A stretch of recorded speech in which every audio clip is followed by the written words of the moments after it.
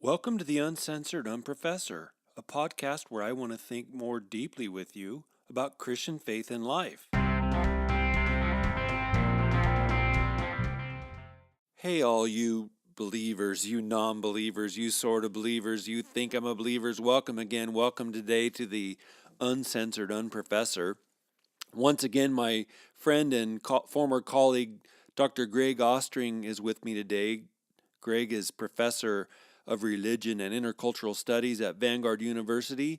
And Greg, I'm happy to have you back with me today. Good to be here, Ed. Thank you for having me.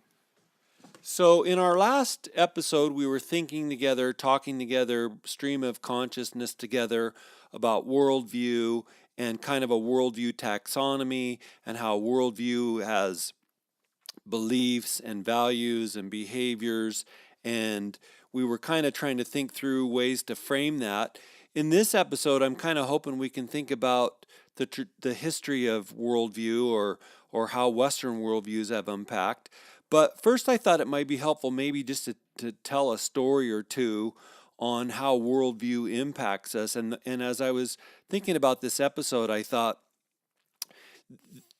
worldview becomes very real for us in life and death matters. And about 16 years ago, my mother-in-law, Charlotte, died unexpectedly.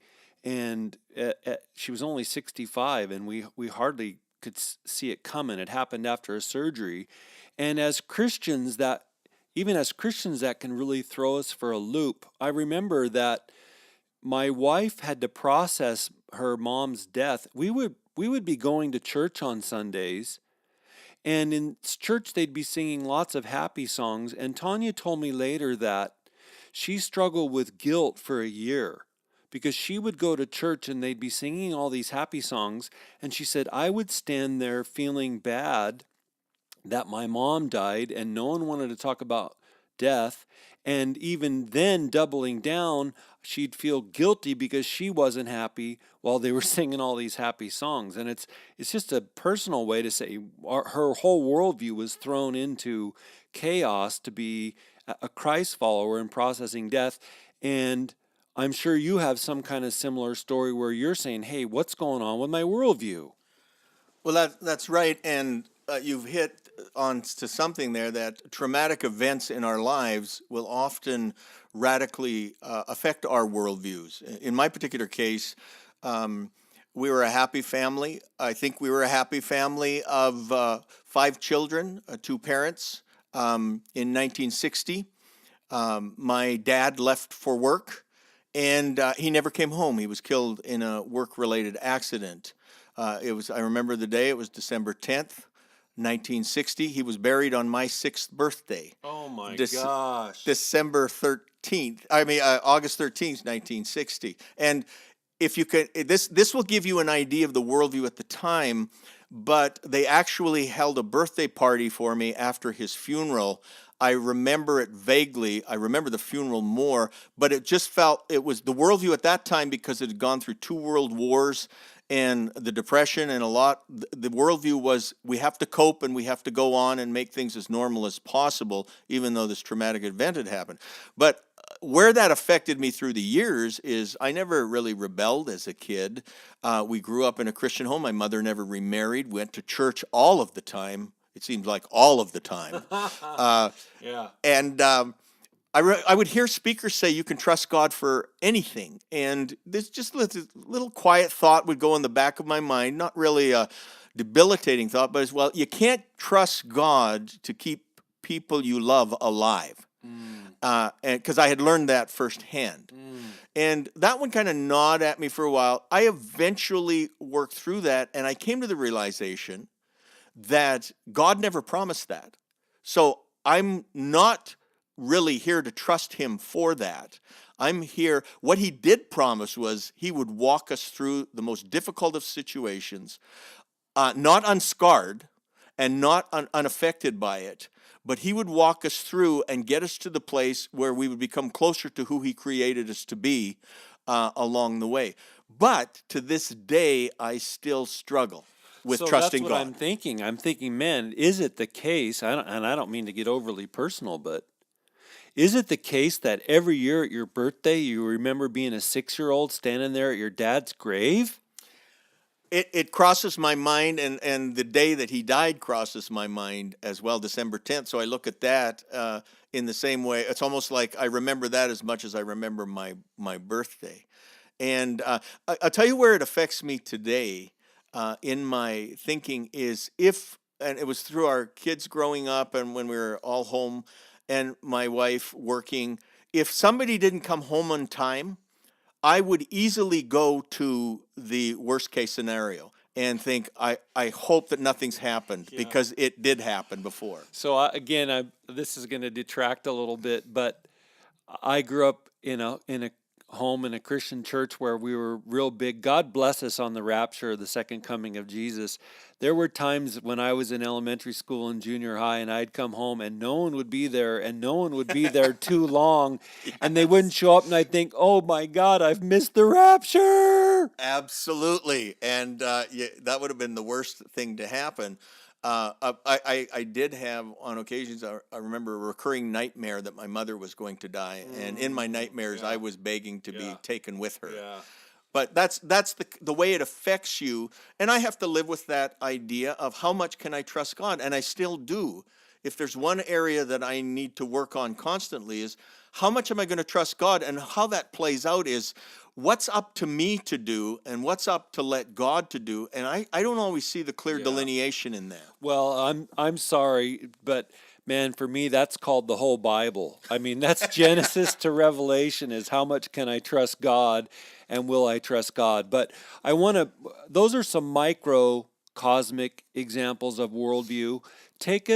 Begin helping us to think through some macro framing of worldview as we progress through Western history. Okay, when I teach the class, I use what I call categories of worldview, and I use that word lightly because this is not perfect. The categories are imperfect. They're not perfectly linear because I try and treat them from somewhat of a chronological standpoint, like when did they happen in history? Yeah. And they're not cleanly delineated. That means they didn't change on a particular date, and one doesn't end where another begins. They overlap and they meld together, and they just they're a mixture with one predominant more than any. So scholars fight with one another, we know, over the dating and the period of it. We've got to put some handles on these in order to understand something about the progress and the flow of what happened, of what the historical situation was. So take us through that. Okay. The first, I start before the Enlightenment. So I call, and this is not mine. I get it from other scholars. I get it from Brian Godawa and Mark Cosgrove as well. But it's the pre-modern is before the Enlightenment, when the authority of society was basically, in Western society, it was the church and the nobility. Whatever they decided was true. They set down, and they didn't always do it well, and they didn't always do it justly, but there was a cohesiveness to the society because everybody had to obey the same rules, even if they were put together by imperfect human beings. Right. So pre-modern is looked upon as the authority of religion or church. And for most part, it was the Catholic Church because this was before Protestantism, right. Catholic and Orthodox to an extent. But the church authority and the nobility authority, because that's when things started to change after that into terms of democracy and those kinds of programs. And just to interject, that's it always sounds scary to we moderns or contemporaries to think that there are folks and structures that are informing this, but in the best levels, they meant to do this to the glory of God and to the mission and purpose of Christ. And so it was good mixed with bad. It wasn't like it was all bad or that it was nirvana. This was, like most all of human history, a very mixed time. Exactly. And you and I have both taken classes to Italy. And one thing I've appreciated about you teaching the students about Christian heritage is the one time or the number of times that you've pointed out the cathedrals that we were in. And in Italy, there's magnificent cathedrals with magnificent art, sculptures, amazing. Paintings, mosaics. It's just wonderful. Yeah. But I remember you saying to the students, if your mind ever wandered from the Mass, you would be drawn to either God or Christ or godly human beings who were trying to follow Christ to the best of their abilities. And that showed a worldview where God was at the center of it, not always perfectly followed or obeyed, but certainly the worldview held him at the center. Number one, I'm just glad to know anyone was listening to one of my lectures. But secondly, isn't it interesting that in those cathedrals, they weren't making themselves the patrons the focus? Even though they're the ones spending all that money, they're having people's eyes and imagination goes toward the things of Christ. And again, that shows some of the mixed nature of what was going on then.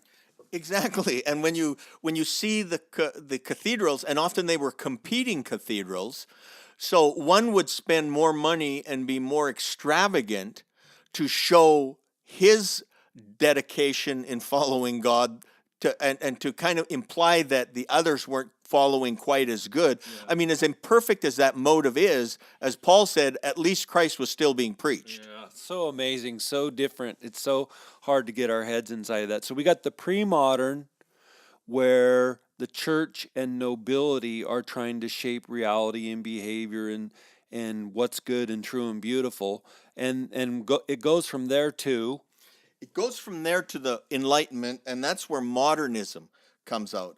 Modernism brings in another authority, and this wasn't decided overnight, but it happened through scientific discovery and philosophical thinking, and just the changing times. But what came in to be the authority eventually in modernism was the aspect of reason. So the church was wrong on a few accounts scientifically, so now we had to rely on reason. But where reason started out as just a good exercise by godly people, it eventually became the God that we served through modernism. And listen, I'm a science major from my bachelor days. I love science. I hold science in a high place. But one of the dangers always of science is to take that past the faith in God and not allow for any other aspect of a belief except that which can be factually proved. right. And I'm always fascinated by the philosophy of science and how many scientists don't really realize. Sorry, all of you scientists listening, that there's a philosophy guiding the very doing of science. It isn't without bias. It comes with its own opinions and commitments and values that guide how it does those things, so that science is not some naked philosophy out there, some unbiased perspective.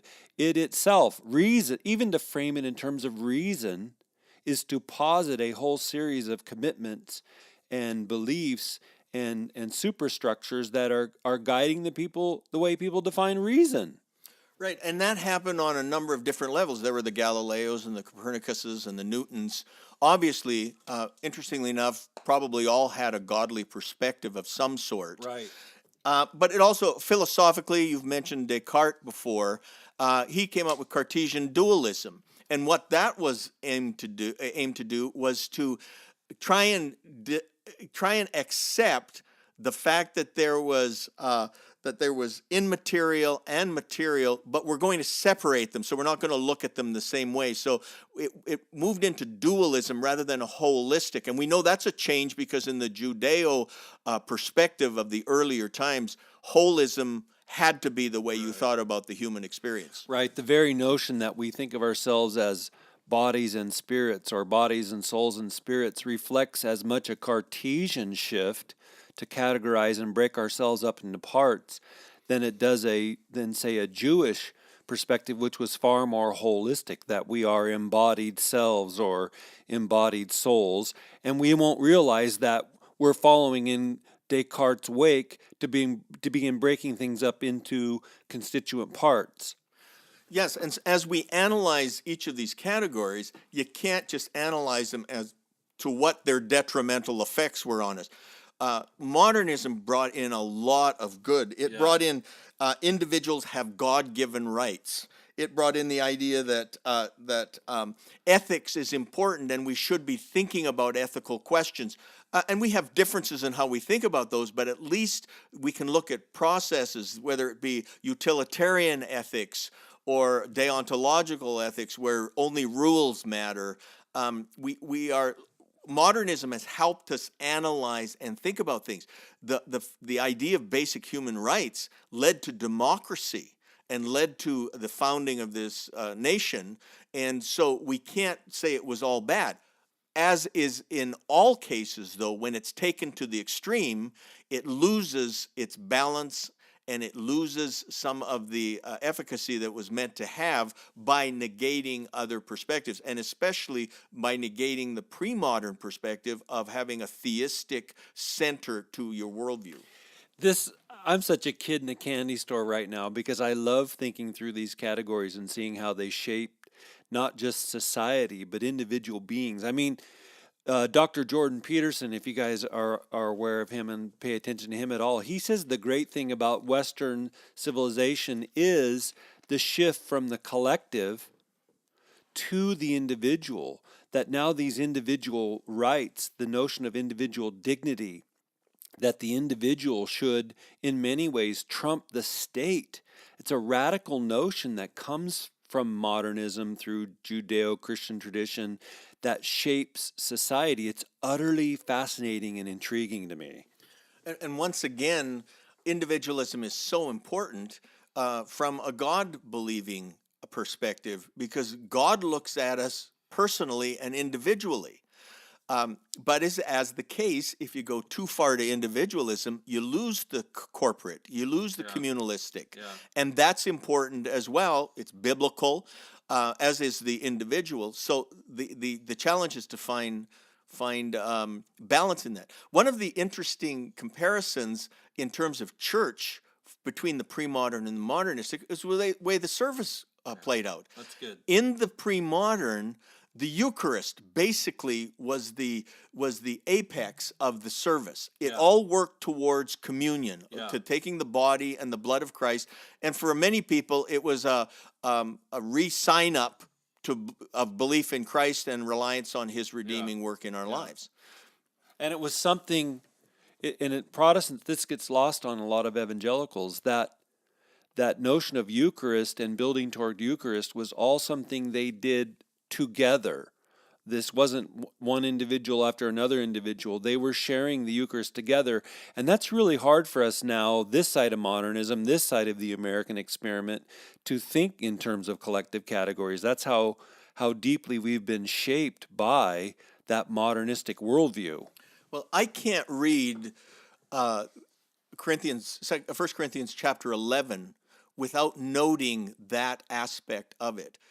Paul talks about the divisions in the body, and people were eating before others. Then he gives the words that are famous. I give unto you what was given to me. That Jesus took the bread and he took the blood, the wine and the blood. And then after that, he says, whoever eats and drinks unworthily, and I love the King James Version in this, eats and drinks damnation upon themselves. I mean, that's just so definitive.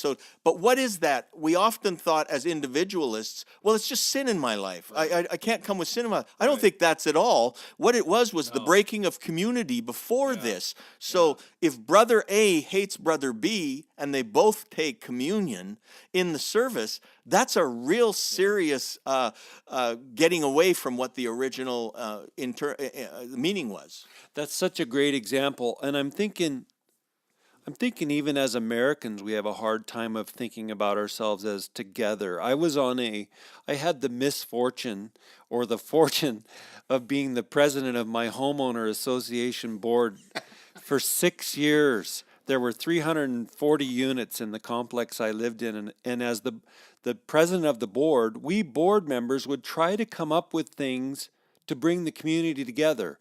We planned barbecues and Christmas parties, and we'd plan game nights. We were trying all kinds of things to get the community. This wasn't even in a Christian sense. We were just trying to get all these people who live next to each other on top of one another to come together and be together, and it was like pulling teeth. We could not get people just to recognize their neighbors. Well, where I think this really comes out, and that's so true, is our individualism in terms of our relationship with Christ. I don't know if the majority of us understand what it means when Jesus says, if you don't forgive your neighbor, then God can't forgive you. God won't forgive you. Forgiveness on the horizontal is as important as forgiveness on the vertical. But somehow we can get by with just asking for forgiveness from God, and that's enough, without understanding the Lord's Prayer even includes, forgive me my trespasses as I forgive those who trespass against me. It is elevating the communal along with the personal relationship with God. That's really good, and I hate it. I wish you wouldn't. I wish you wouldn't bring that personal, communal angle into play, right? Because it really does immediately affect. I'm not just walking through life as a robot, unaffected by everyone else. In fact, the Lord expects me to live my life in light of everybody else. It's stunning and beautiful and terrifying and real. And when we realize that there are people out there that don't deserve our forgiveness, it becomes more of a problem for us in terms of our walk with Christ. Lord in heaven, have mercy on me, a sinner. Yeah. Then, of course, the reminder comes along that I don't deserve the forgiveness of God. Yeah. And so I have to put it in that perspective. No, it's so true. So that's good. So modernism doesn't freeze and stand still. It starts to mutate into other historical forms. Right. And what I was talking about before was the apex of the pre-modern Christian Mass was the Eucharist. Well, when you come up to the Enlightenment and Luther's Reformation that happened at the time, is very much related to the Enlightenment coming of modernism. What becomes preeminent, and you notice this in the church service, is the sermon. Because what are we doing? We're trying to intellectualize and understand, rather than just have somebody tell us what the Bible means. We're now engaged in the function of reasoning together what the Bible means. And you can see where modernism crept into the church in that sense. And when we get to postmodernism, I'll show how that's even changed in and of itself in our modern services. And thank God for sermons, and thank God for Christians who want to think intellectually, and thank God for pastors who want to help the people in their church process their faith, following Scripture and reason and the like. But it's a mixed bag, as it always is, but it's part of the progression that's occurring through that season of Western history. Right. And so the tenets of modernism really come down to reason is used to solve any problem. You can expect things to get better through scientific discovery and philosophical analysis. And we can have increased agreement, because if science only has one formula and one answer to that formula, then we're all going to reach a place of agreement sooner or later. And there's faith in one right way.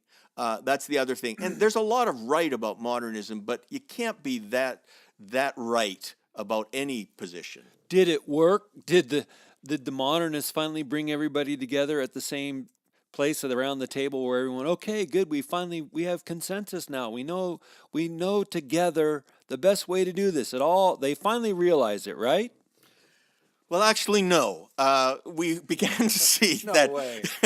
We began to see and even later on, the world was basically divided into two ideologies: communism and free market or capitalism. The U.S. being on one side and the Soviet Union being on the other side.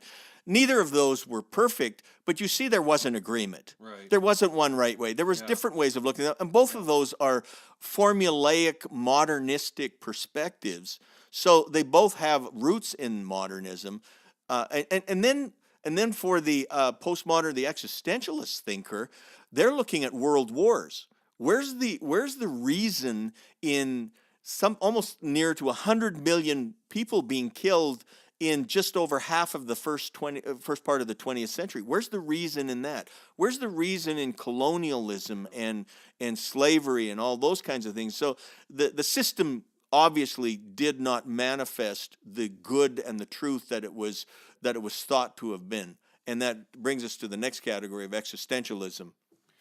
Right. So they're saying, wow, we have all this power and technology and reason, and we're agreeing to reason, and instead of it being something good, with the way it goes with human nature. It turns to something dark, and the world wars happen, and that causes a further philosophic swing, which is very pertinent for today, leading us into, kind sir, existentialism, and it's related very much, if not synonymous, with romanticism. Now, I want to make a point that you see this happening right around the time of the Enlightenment, the seeds of romanticism in art, where the human form is being celebrated. But basically, what existentialism does is, listen, we just can't live by these scientific principles and formulas. We've got to consider the human individual, the beauty of the human form, the idea that love and aspirations, dreams are very much a part of who we are, and that can't be explained away with science. So we started to focus, and this is where individualism really takes hold, is right? individualism, experience and feelings, and those kinds of things. We're more than just brains in a body. We feel deeply, we experience things deeply, and those, the philosophers, the societal leaders, begin to realize are as important as just thinking and raw reason. Right. And so where you see this play out, and you could say a lot more about this, but I find from one of the authors, Gadawa, he is basically pulls out existentialism with three main emphases: chance over destiny. So things by chance happen to us. Our responsibility is try and make the right choices with those chances.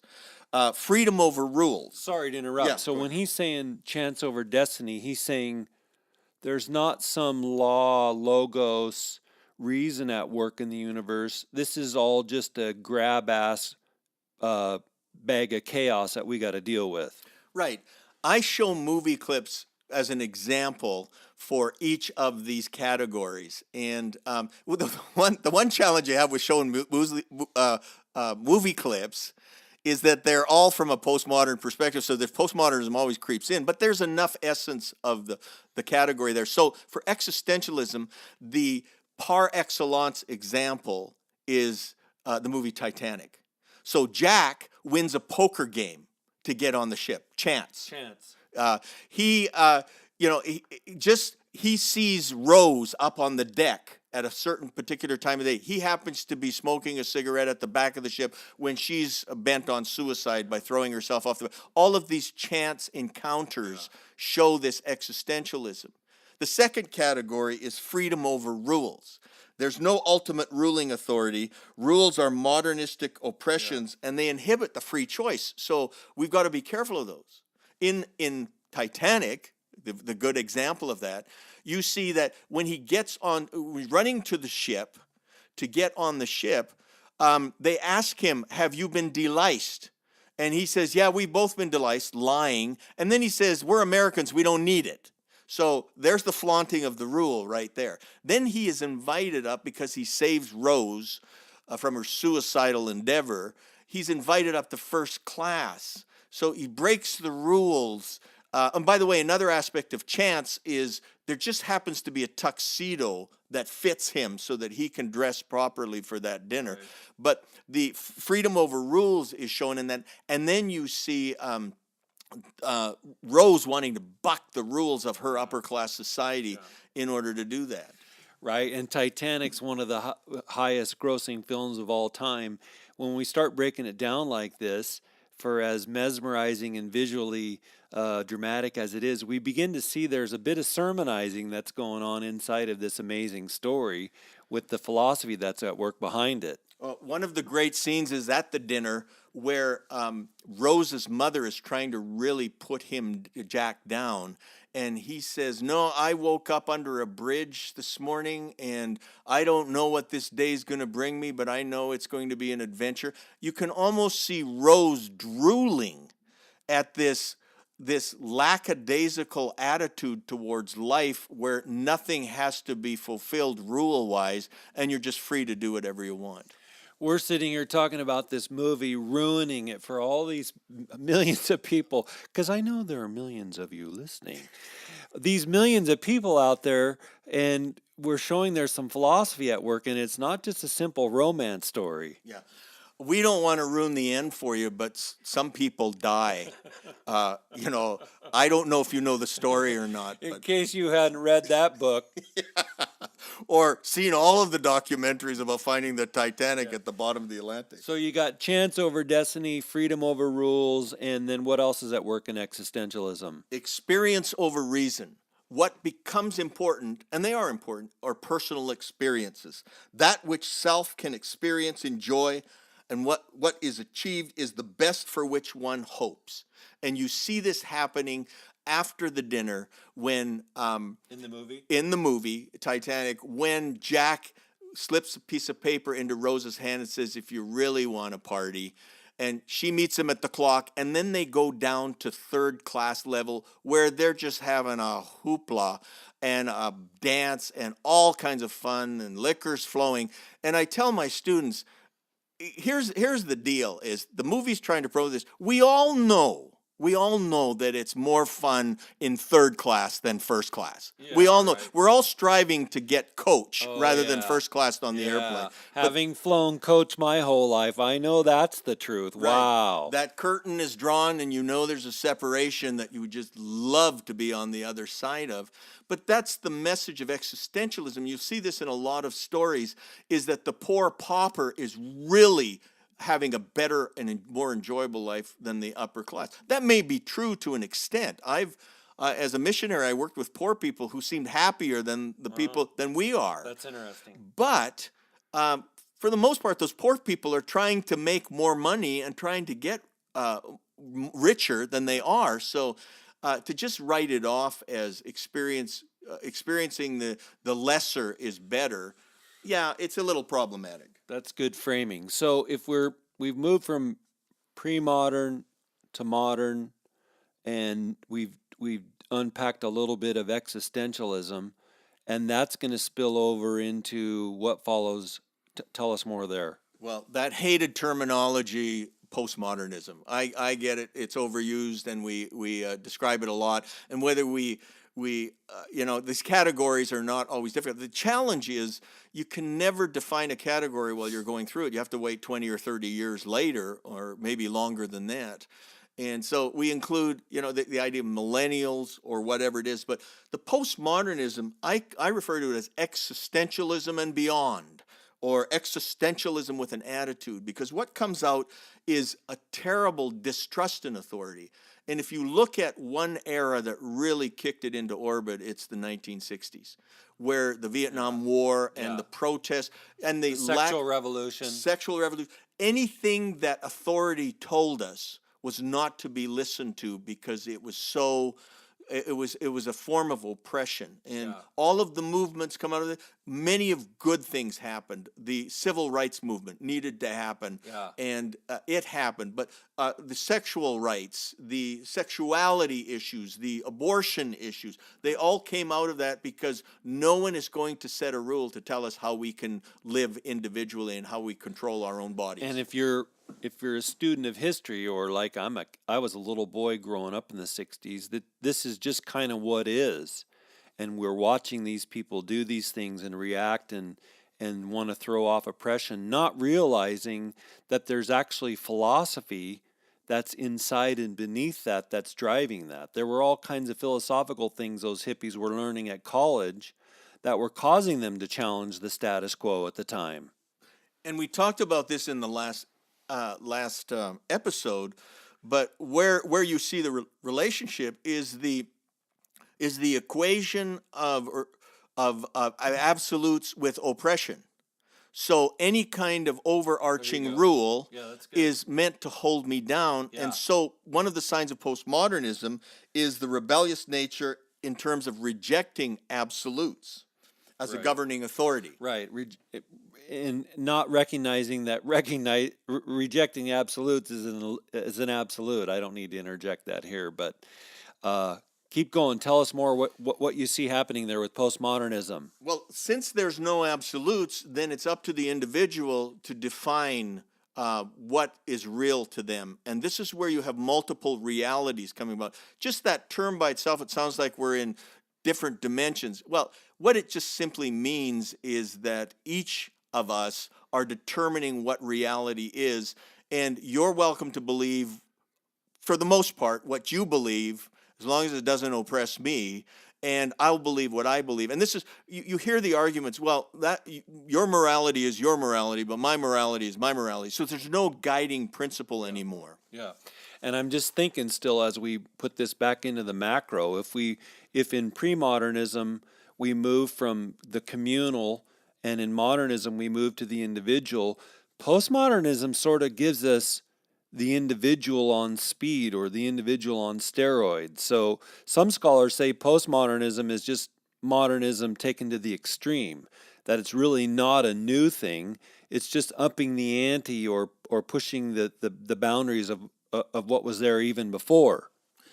Well, and the ultimate end to that is the individual as God. Right. Because only what you believe, only what you follow is what is your reality. Don't tell me what to believe, man. Right, exactly. And so all of these things, the I am that we talked about in the previous, is an absolute that is difficult for people to deal with.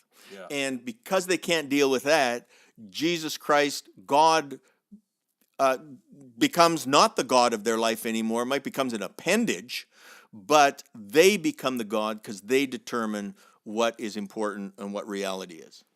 No, that's helpful. And I think thinking about this as, how we start to process things as appendages to my creation of reality is fascinating.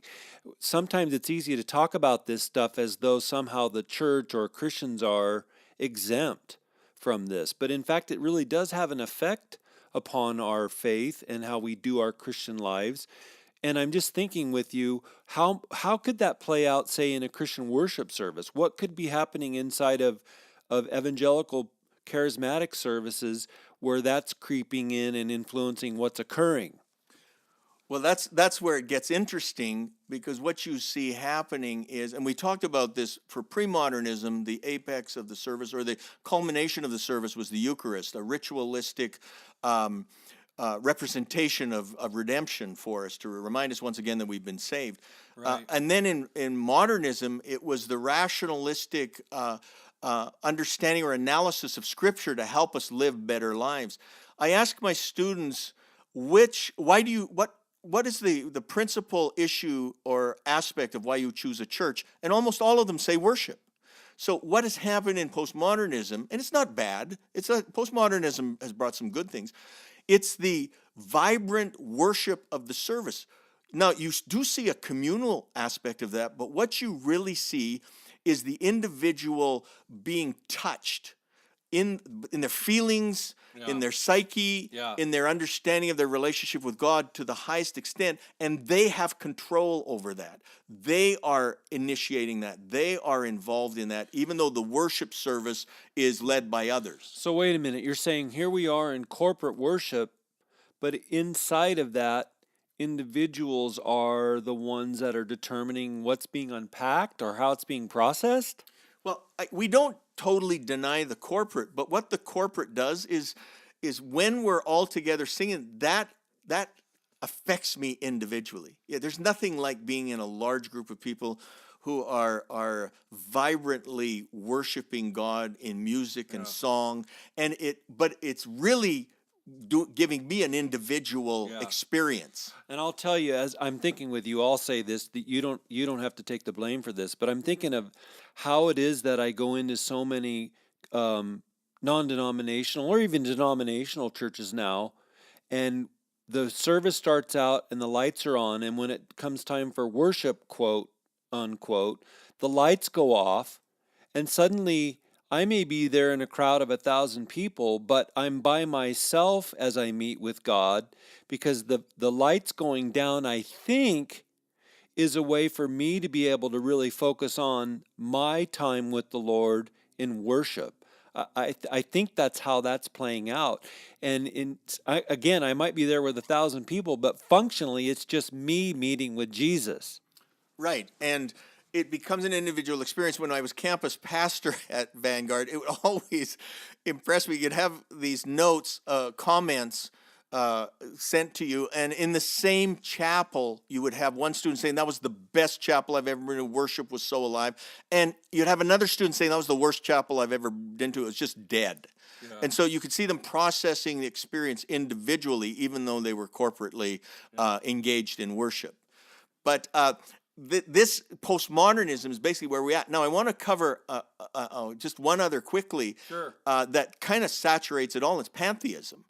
Pantheism is a worldview that puts us, that God is in us, and we really matter how we feel. But there's no really definition of God out there. We make him up what we want to be, God's everywhere. and we see this happening on many levels in our society. Certainly, the aspects of Sunday exercise, not bad, but meditation, yoga, we've incorporated that, these experiences that seem to go beyond us, in order for us to realize who we are as human beings. And I know for a fact, again, because I grew up on a college campus with hippie parents, that some of that, not all, because I benefited from yoga, it's been a real blessing to me, but I know that some of that pantheism has been a overt, direct way to confront or reject a Judeo-Christian worldview. It's a way to bring in an Eastern way of doing religion that's decidedly not Western way of doing religion. Right. Pantheism kind of morphed into, in the American context, New Ageism. And basically what you have in that is the self contains all truth and power. So the truth isn't a capital T that's outside of ourselves that we invite in. We find it inherent within ourselves. Wow, that is, yeah. Self grows into greater consciousness. So we grow by our own efforts. We employ spiritual guides. Interestingly enough, there's parallels, because certainly Christians believe in angels and those kinds of spiritual helps. The universe is both visible and invisible. We believe that as Christians. There's a cosmic consciousness and a universality to things. You're saying all this about New Ageism, about Eastern religion. You're overlapping these with postmodernism? Right. And because it's so accepting of any kind of thing, it's not unusual to hear somebody who's a Catholic saying, I also practice Buddhism. So you see where everything goes, and there's many pathways to God is the way it's summed up. And if you really look at this, you can't all be right all of the time, So we're looking at postmodernism, and we see that it really becomes hyper-individualism, and it's sort of like that old poem, there is no more center. There's no more center that holds, because if everybody's their own king or queen in society anyway, it's going to be hard for that not to start leaning toward anarchy.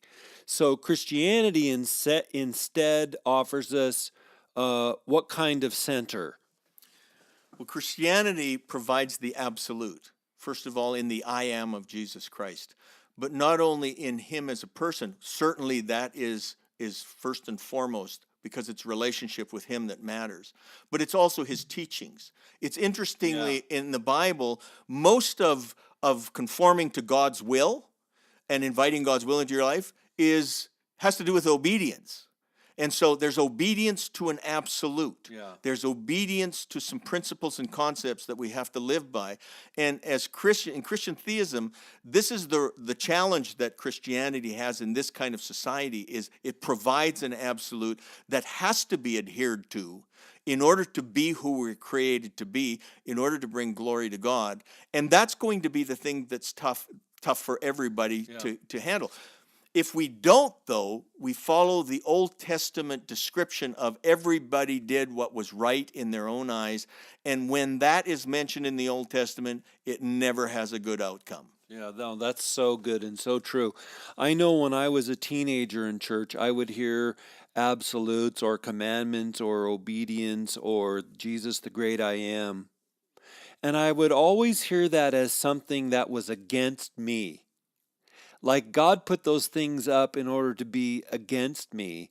And the Christian way says, Augustine says, it's not freedom from rules, it's freedom under rules. Or it's not freedom from a Lord, it's freedom under a Lord. And in Christianity, the Lord is not against me, against us. He's the Lord who is for us, and the wiring of that, the understanding, the configuration of that makes all the difference in the world.